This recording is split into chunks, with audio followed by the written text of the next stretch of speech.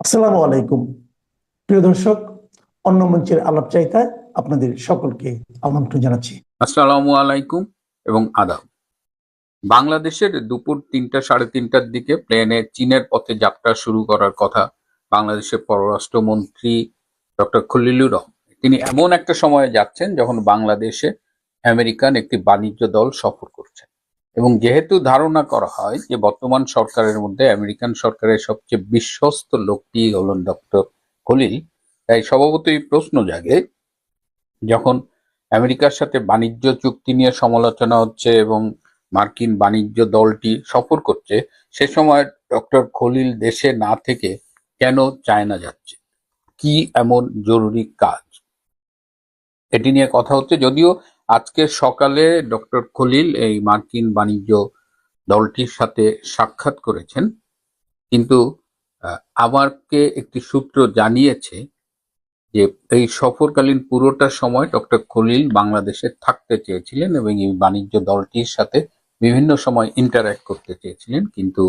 তার অনেকটা তিনি কেন যাচ্ছেন চায়নায় সেই প্রসঙ্গে বিস্তারিত না বলে বরং বলি যে চায়নায় গিয়ে তিনি কি কি আশা করছেন। চীনে তিনি কয়েকটা উদ্দেশ্য নিয়ে যাচ্ছেন, তার মধ্যে আহ, একটা হলো যে তিনি, আপনারা জানেন, জাতিসংঘ সাধারণ পরিষদের সভাপতি পদে প্রতিদ্বন্দ্বিতা করছেন, তো চীনের কাছে তিনি এই পদে সমর্থন চাইবেন। এছাড়াও বাংলাদেশের প্রধানমন্ত্রী তারেক রহমান 17ই ফেব্রুয়ারি দায়িত্ব নেবার পর থেকে এখনো কোনো বিদেশ সফরে যাননি। তার বিদেশ সফর নিয়ে নানান আলোচনা চলছে এবং প্রথমে ধারণা করা হয়েছিল যে তিনি ওমরা করতে সৌদি আরব যাবেন, তারপরে তিনি ভারত দিয়েই তার বিশ্ব সফর শুরু করবেন। কিন্তু এখন এই ডক্টর খলিল চীনে যাচ্ছে, সম্ভবত তারেক রহমানের প্রথম বিদেশ সফরটি হতে যাচ্ছে চীন। এটি নিয়েই চীনের সরকারের সাথে তিনি আলাপ করবেন। এছাড়াও চায়নার কাছে তারা আরো কিছু সহায়তা চাইবেন, যেমন জ্বালানি নিরাপত্তায় সহায়তা চাইবেন। চীন বাংলাদেশের অন্যতম ডেভেলপমেন্ট পার্টনার, বিভিন্ন প্রকল্পে তারা অর্থায়ন করে থাকে, সেই জায়গাটায় সহায়তা চাইবেন বাংলাদেশ সরকারের পক্ষ থেকে। তিস্তা বাঁধ নিয়ে একটা মহাপরিকল্পনার কথা চীন অনেকদিন ধরে বলে আসছে, সেটি নিয়েও আলোচনা হবে। নিত্য প্রয়োজনীয় অনেক পণ্য আমরা চীন থেকে বাংলাদেশে আমদানি করে থাকি, সেই বিষয়ে কথা বলা হবে। এবং বাংলাদেশের বিভিন্ন বন্দর ব্যবস্থাপনায় কিভাবে চীনকে আরো সম্পৃক্ত করা যায়, কোন কোন বন্দর ব্যবস্থাপনা চীনকে দেবে, এটি নিয়ে একটি আলোচনা হবার কথা রয়েছে। এদিকে 7ই মে রাত্রে তিনি ফিরবেন। 7ই মে রাত্রে ফিরে তিনি এই যে আমেরিকার যে বাণিজ্য দলটি বর্তমানে সফর করছেন তাদের সাথে একটি ডিনারে অংশগ্রহণ করবেন। যেটি বলছিলাম যে ডক্টর খলিল চেয়েছিলেন যে এই আমেরিকান ট্রেড টিমটার সাথে পুরোটা সময় বাংলাদেশে থেকে বিভিন্ন সময় ইন্টারঅ্যাক্ট করতে, কিন্তু সেটা আর হচ্ছে না। এটা নিয়ে তার ভেতরে এক ধরনের দুঃখ কাজ করছে। তিনি ঘনিষ্ঠ জনকে বলেছেন যে আমি কি শুধুমাত্র ডিনার করার জন্যই বাংলাদেশে আসব। চীন সফরে যাচ্ছেন সেটি নিয়ে আলোচনা হচ্ছে। আজকে তিনি সাংবাদিকদের সাথে কথাও বলেছেন। কিন্তু আপনাদের মনে আছে যে 7 থেকে 9 এপ্রিল ডক্টর খলিল এবং পররাষ্ট্র বিষয়ক প্রধানমন্ত্রীর উপদেষ্টা মিস্টার হুমায়ুন কবির তারা কিন্তু ভারত সফর করেছিলেন এবং সেখান থেকে তারা মরিশাস গিয়েছিলেন। সেই সময়ে ভারত সফরে বাংলাদেশের পক্ষ থেকে বিশাল, পররাষ্ট্র মন্ত্রণালয়ের পক্ষ থেকে বিশাল বিবৃতি দিয়ে অনেক কিছু দাবি করা হয়েছিল, যার অধিকাংশই সত্য ছিল না, কিন্তু ভারতের পক্ষ থেকে 4-5 লাইনের একটা বিবৃতি দেওয়া হয়েছিল এই পররাষ্ট্রমন্ত্রী ডক্টর খলিলের সফরের উপর। আপনাদের নিশ্চয়ই মনে আছে যে ডক্টর খলিল যেদিন ভারতের পররাষ্ট্রমন্ত্রী ডক্টর এস জয়শঙ্করের সাথে মিটিং করে, সেই দিনই বাংলাদেশের সংসদে এই সন্ত্রাস দমন আইনের অধ্যাদেশটাকে আইনে রূপান্তরিত করা হয়, যার অধীনে সরকারি প্রজ্ঞাপনের মাধ্যমে বাংলাদেশ আওয়ামী লীগের কার্যক্রমের উপরে নিষেধাজ্ঞা আরোপ করা হয়েছে। এই বিষয়টি ভারতের পক্ষ থেকে ভালোভাবে নেওয়া হয়নি এবং বিশেষ করে এই সফরের সময়ই এই ঘটনাটা ঘটানোর মধ্য দিয়ে বাংলাদেশ কি বার্তা দিয়েছিল ভারতের কাছে, সেটি নিয়ে কিন্তু অনেক বিশ্লেষক বিভিন্ন মতামত রেখেছেন। সেই ভারত সফর কি ব্যর্থ হয়েছিল? আমরা কিন্তু তখনও ইন্ডিকেট করেছিলাম যে সফরটি তার কাঙ্ক্ষিত ফল লাভে ব্যর্থ হয়েছে। কিন্তু তখন তিনি বলেছিলেন যে তিনি মে মাসে আবার 4 সপ্তাহ পরে মে মাসে আবার ভারতে যাবেন এবং তিনি বাংলাদেশের প্রধানমন্ত্রী তারেক রহমানের ভারত সফর বিষয়ে আলাপ করবেন। সেই হিসাবে 10ই মের মধ্যে তার আবার ভারতে যাওয়ার কথা। কিন্তু এখন তিনি 7ই মে চীনে ফিরে আসার পরে এখন পর্যন্ত তার সফরসূচিতে 10ই মে ভারতে যাবার কোনো কিছু নেই।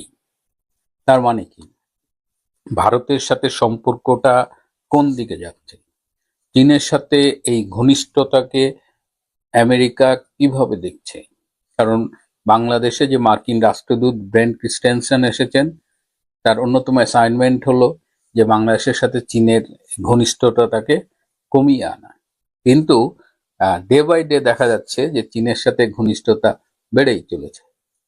এদিকে বাংলাদেশের একটি ব্যবসায়ী দল, বিভিন্ন ব্যবসায়ী সংগঠনের নেতৃবৃন্দ, তারা আমেরিকা সফর করছে এবং তাদের সাথে এক মিটিংয়ে আমেরিকার যে সাউথ এশিয়ান বেল্টের যিনি অ্যাসিস্ট্যান্ট স্টেট সেক্রেটারি পল কাপুর, তিনি তাদের সাথে মিটিংয়ে বলেছেন যে আগামী দিনে ইন্দো প্যাসিফিক রিজনের কৌশল নির্ধারণ করবে আমেরিকা এবং বাংলাদেশ।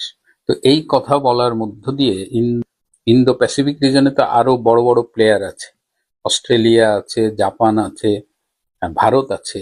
তো এইসব দেশকে বাদ দিয়ে আগামী দিনে কিভাবে বাংলাদেশ এবং আমেরিকা স্ট্র্যাটেজি নির্ধারণ করবে, এটি নিয়ে কিন্তু অলরেডি আলোচনা শুরু হয়েছে। এর মধ্য দিয়ে কি বাংলাদেশকে একটু মলম দেওয়া হলো কিনা নাকি? কারণ এটা মোটামুটি একটা অবাস্তব ও ভিত্তিহীন কথা।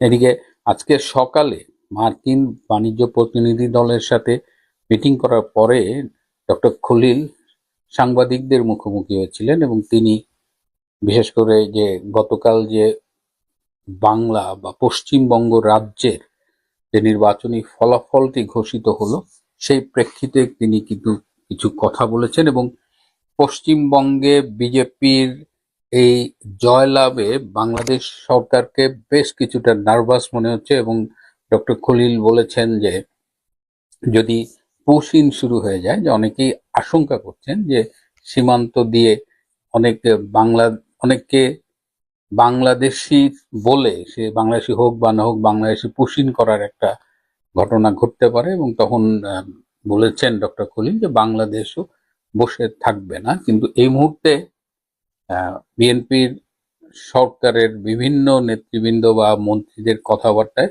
এই নার্ভাসনেসটা ফুটে উঠেছে। তো এখন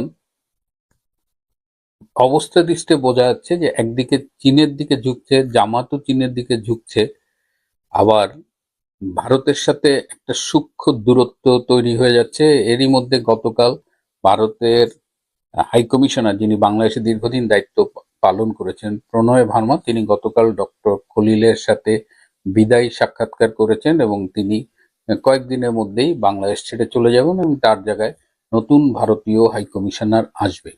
ডক্টর খলিল যে জাতিসংঘ সাধারণ পরিষদের সভাপতি পদে প্রতিদ্বন্দ্বিতা করছেন, সেখানে ভারতের সমর্থন কিন্তু এখন পর্যন্ত নিশ্চিত নয় এবং কূটনৈতিক খেলা কিন্তু জমে উঠেছে। একদিকে আমেরিকার সাথে দালালি, আর একদিকে আমেরিকার শত্রু চীনের সাথে ঘনিষ্ঠতা, ভারতের কাছে মুচলেকা দিয়ে ক্ষমতায় আসা এবং এখন ভারতের সাথে দূরত্ব তৈরি করা, এই সব মিলিয়ে বিএনপি সরকারের ভবিষ্যৎ কোন দিকে যাবে এটি দেখবার জন্য আমাদের একটু অপেক্ষা করতে হবে। এর মধ্যে জেনে গেছেন যে পশ্চিমবঙ্গের যে বিধানসভা নির্বাচন হয়েছে এপ্রিলে, সেটির ফলাফল ইতিমধ্যেই প্রকাশিত হয়েছে এবং আমরা দেখতে পেলাম যে ভারতীয় জনতা পার্টি 206টি আসন পেয়েছে, যেটা মোট ভোটের এখনো পর্যন্ত ফলাফল অনুযায়ী সেটা হচ্ছে 45.80% ভোট পেয়েছে এবং এতদিন যে তৃণমূল কংগ্রেস ক্ষমতায় ছিলেন তারা ভোট পেয়েছে 40.85% শতকরা হারে। আম, আমি ভারতের রাজনীতির বিষয়াদি একটা গণতান্ত্রিক মানে বৃহৎ গণতান্ত্রিক রাষ্ট্র হিসেবে সেটা নিশ্চয়ই ফলো করি, দেখি, বিশ্লেষণ করি, যেটা সারা পৃথিবীর অন্যান্য দেশের রাজনীতিকে ফলো করি। কিন্তু ভারতীয় রাজনীতিতে হস্তক্ষেপ বা তাদের ব্যাপারে কোনো ধরনের মন্তব্য বা ভারতীয় রাজনৈতিক নেতাদের বিরুদ্ধে মন্তব্য, এগুলো আসলে আমার উদ্দেশ্য নয়, করিও না। 2024 সালের 5ই আগস্টের পর আমি জীবনের প্রথমবারের মতো কিন্তু ভারতে যাই হচ্ছে এই 5ই আগস্টেরই পর। ইংল্যান্ড থেকে আমার মার, অনেকেই জানে যে আমার মার চিকিৎসা চলছিল, সেই চিকিৎসা শেষে একটা পর্যায়ে চেন্নাই থেকে আমার কলকাতাতে প্রথম যাওয়া হয়। তো গত 2 বছর ধরে এই পশ্চিমবঙ্গের সাথে আমার একটা ভীষণ হৃদ্যতার সম্পর্ক তৈরি হয়েছে। কলকাতার লেখক, কবি, সাহিত্যিক, বুদ্ধিজীবী, চলচ্চিত্রকার, অভিনয় শিল্পী, গায়ক, গায়িকা, ভিন্ন জনরার মানুষের সাথে আমার সম্পর্ক হয়েছে, পরিচিত হয়েছি। এবং বলা যেতে পারে পশ্চিমবঙ্গর সাধারণ মানুষ থেকে শুরু করে শিক্ষক, বুদ্ধিজীবী, ছাত্র, রাজনীতিবিদ, বিভিন্ন জনরার মানুষের সাথে আমার এই গত 2-2.5 বছরে বলবো ভালো একটা সম্পর্ক তৈরি হয়েছে। তাদের কথা বুঝবার, তারাও আমার কথা শুনবার, এই ধরনের এক ধরনের মিথস্ক্রিয়া আমাদের মধ্যে আদান প্রদান হচ্ছে। ভারতের বিভিন্ন অঞ্চলে যখনই গেছি, বিভিন্ন স্টেশনে, রাস্তায়, পথে ঘাটে, কফি শপে, সেখানে আমার ভক্তদের পেয়েছি, আমার অনুরাগীদের পেয়েছি। এটা আমার জন্য অনেক বিশাল পাওয়া। আমার মতো একজন অভাজনের ভক্ত এই ভারতবর্ষে রয়েছে, পশ্চিমবঙ্গে, সেটি আমার জন্য অনেক বড় একটা পাওয়া। এই ভালোবাসাটুকু আমি পেয়েছি নানান রকম করে। তো সেই জায়গা থেকে আমি বলি যে ভারতের এই রাজনীতি, ভারতের চিন্তা, তাদের কালচার, এগুলোর দিকে বরাবরই আমার নজর ছিল বটে। তো কিছুদিন আগে আমি লক্ষ্য করেছি যে সাবেক যে মুখ্যমন্ত্রী শ্রীমতী মমতা ব্যানার্জি, তার ভাইপো অভিষেক ব্যানার্জি, ছেলেটিকে আমার কিন্তু খুব স্মার্ট মনে হতো যে সবাই বলতো যে খুব স্মার্টলি কথা বলে, পরবর্তী মুখ্যমন্ত্রী মনে হয় তিনিই হবেন, খুবই তার ফিউচারে কথা বলতেন, এবং তার বেশ কিছু বক্তব্য শুনেছি দুর্দান্ত। কিন্তু ছেলেটি গত 2-3 সপ্তাহ আগে বা গত মাসে ধুম করে বলে ফেললো যে বাংলাদেশের মাননীয় প্রধানমন্ত্রী শেখ হাসিনা, বাংলাদেশ আওয়ামী লীগের সভানেত্রী এবং বাংলাদেশের প্রধানমন্ত্রী, মাননীয় প্রধানমন্ত্রী শেখ হাসিনা, তিনি 1.5 বছর ধরে ভারতে কিভাবে আছেন, শরণার্থী হিসেবে নাকি অনুপ্রবেশকারী, এই কথা বলে অভিষেক একটা বক্তব্য দিয়েছে, যেটা ভীষণ অবাক করবার মতো একটা ব্যাপার। অভিষেককে অনেকেই বলে থাকেন যে খুবই বুদ্ধিমান রাজনীতিবিদ, চৌকস রাজনীতিবিদ হতে যাচ্ছেন বয়স কম হলেও। আমি খুব অবাক হয়েছি। কেন অবাক হয়েছি? যে ভারতের যতগুলো রাজনৈতিক দল রয়েছে মেইন স্ট্রিমের, তারা প্রত্যেকে মাননীয় প্রধানমন্ত্রীকে ভারতে ওয়েলকাম জানিয়েছেন। আপনারা জানেন যে 5ই আগস্টে মাননীয় প্রধানমন্ত্রীকে বাংলাদেশের সশস্ত্র বাহিনী একটি নিরাপদ জায়গাতে সরিয়ে নেয় বাংলাদেশে একটি বৃহৎ জঙ্গি আক্রমণের প্রেক্ষিতে। যাই হোক, অভিষেক সম্ভবত পশ্চিমবঙ্গের মানুষের পালস ধরতে পারেনি। এই যে বললাম যে পশ্চিমবঙ্গের মানুষের সাথে আমার একটা হৃদ্যতা তৈরি হয়েছে বিভিন্ন জনরার, কেন বলেছি এই কথাটা? প্রত্যেকটা সাধারণ মানুষ, যেখানে খেতে গেছি, ক্যাফে, রেস্তোরাঁ, রাস্তায়, ঘাটে, কনসার্টে, থিয়েটারে, যত জায়গাতে গেছি আমি কলকাতাতে, সাধারণ মানুষ আমার পরিচয় পেয়ে বা কেউ আমাকে চিনতে পেয়ে আমাকে জিজ্ঞেস করেছেন, দাদা এত বড় একটা ঘটনা ঘটে গেল, কি হবে বাংলাদেশের? প্রত্যেকটা মানুষ মাননীয় প্রধানমন্ত্রী, এক তুমুল ভক্ত মাননীয় প্রধানমন্ত্রী শেখ হাসিনা, আওয়ামী লীগ, বাংলাদেশের মুক্তিযুদ্ধ, বাংলাদেশের সেকুলারিজম, বাংলাদেশের প্রগতিশীল চিন্তা, বাংলাদেশের কালচার, এগুলোর প্রতি পশ্চিমবঙ্গের মানুষের এক ধরনের তীব্র ভালোবাসা রয়েছে।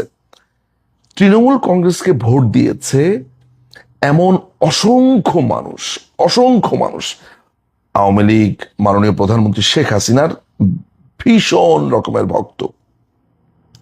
সেটা একেবারে অভিনয় শিল্পী থেকে রাজনীতিবিদ থেকে শুরু করে একেবারে সাধারণ মানুষ পর্যন্ত। এই যে পালস মাননীয় প্রধানমন্ত্রীর ব্যাপারে যে জনতার একটা ভালোবাসা পশ্চিমবঙ্গের, এই পালস মমতা ব্যানার্জিও তার দল বুঝতে পারেনি। এটি আমার জন্য খুবই বিস্ময়কর। আমি সবার কথা বলবো না, যদি মমতা ব্যানার্জির ভাইপো এটা বলে থাকে, আমি জানি না তারা কাকে প্রমোট করার জন্য বলেছে, কি কারণে বলেছে, আমার কোনো ধারণা নাই। কিন্তু আমি বিস্ময় হয়েছি যে আমার কাছে মনে হলো যে পশ্চিমবঙ্গের অনেক ইস্যুস রয়েছে পলিটিক্যাল, অনেক, সেটা তাদের জনগণ নির্ধারণ করেছে, তারা কেন ভোট দেওয়ার ক্ষেত্রে কি কি জিনিস চুজ করেছেন। কিন্তু একটা জিনিস আমি খুবই হলফ করে বলতে পারি যে মাননীয় প্রধানমন্ত্রী শেখ হাসিনার ইস্যু একটি ব্যাপার, যে তার প্রতি যারা মমতা সেখানে দেখায়নি, যা তার প্রতি একটু রুষ্ট হয়েছে, সাধারণ জনগণ ভালোভাবে নেয়নি। বাংলাদেশে হিন্দু জনগণকে যেই পরিমাণ টর্চার করেছে জামাত, বিএনপি, এনসিপিরা মিলে 5ই অগাস্টের পরে বা তার আগে এই মৌলবাদীরা, সেটা ভারতের জনগণ ভালোভাবে নেয়নি। এবং এই যে মন্তব্য, এই মন্তব্যের রিপার্কেশন, এটার যে পাবলিক কিভাবে জবাব দিয়েছে দেখতে পেলাম, যে তৃণমূলের একেবারে সাচ্চা ভোটার, যারা একেবারে খাস ভোটার বা তৃণমূলকেই ভোট দেবে, তারা পর্যন্ত আহত হয়েছে বাংলাদেশ প্রসঙ্গে তৃণমূলের যেই স্ট্যান্ড সেটি দেখে। পক্ষান্তরে বিজেপির শ্রী শুভেন্দু অধিকারী, তাকে আমি নিজ চোখে দেখেছি বাংলাদেশের পরবর্তী এই 5ই অগাস্টের পরিস্থিতির পর কি দুর্দান্তভাবে তিনি বাংলাদেশের পক্ষে দাঁড়িয়েছেন, বাংলাদেশের জঙ্গিদের বিরুদ্ধে দাঁড়িয়েছেন, দখলদার ইউনূসের বিরুদ্ধে দাঁড়িয়েছেন, এই এনসিপির টোকাই ছেচরা এদের বিরুদ্ধে দাঁড়িয়েছেন, এবং বাংলাদেশের জনগণের প্রতি তার ভালোবাসা, স্নেহ কি দুর্দান্তভাবে প্রকাশ পেয়েছে। আমি অনেক কথা জানি যে আমাদের অনেক মানুষকে তিনি কত রকমের যে সাহায্য তার কাছ থেকে মানুষ পেয়েছে, এগুলো আমি ডিটেলস বলতে যাচ্ছি না, মানে এগুলো ভেতরের কথা, যেটা আমাকে মুগ্ধ করেছে। সো শুভেন্দু অধিকারী বরাবর মাননীয় প্রধানমন্ত্রীকে যে সম্মান ভালোবাসা দেখিয়েছেন, এটি অনেকগুলো ইস্যু থাকতে পারে পশ্চিমবঙ্গের এই বিধানসভা নির্বাচনে, এটি একটি যেটি শুভেন্দু অধিকারী তথা বিজেপির দিকে একটা প্রবলভাবে এই ভোটকে টেনেছে বলে আমার অন্তত পক্ষে অভিজ্ঞতা মনে হয়েছে। অনেকে বলতে পারেন যে না, এটা একটা ইস্যু মাত্র, এটা একটা অংশ মাত্র, বাংলাদেশ পুরোটা না। আমিও একমত যে অনেক ইস্যুস রয়েছে পশ্চিমবঙ্গে, গেছি আমি দেখেছি, নানান ধরনের মতামত রয়েছে সেখানে, আউটসাইডার থেকে শুরু করে বিভিন্ন রকমের ভোটার সংখ্যা, রিলিজন, অনেক কিছু এসেছে। সেটা এসেছে, এটা একেবারেই ভারতের ইন্টারনাল ব্যাপার, এগুলো নিয়ে আমার কোনো মন্তব্য নেই। কিন্তু মাননীয় প্রধানমন্ত্রী শেখ হাসিনার ব্যাপারে যে অভিষেকের যে মন্তব্য, মমতা ব্যানার্জির স্ট্যান্ড, যেই নীরবতা, সেটা অনেককে আহত করেছে। এবং অনেক ইস্যুসের মধ্যে এটি একটি সেগমেন্ট, একটি অংশ হিসেবে এসেছে বলে আমার কাছে মনে হয়েছে।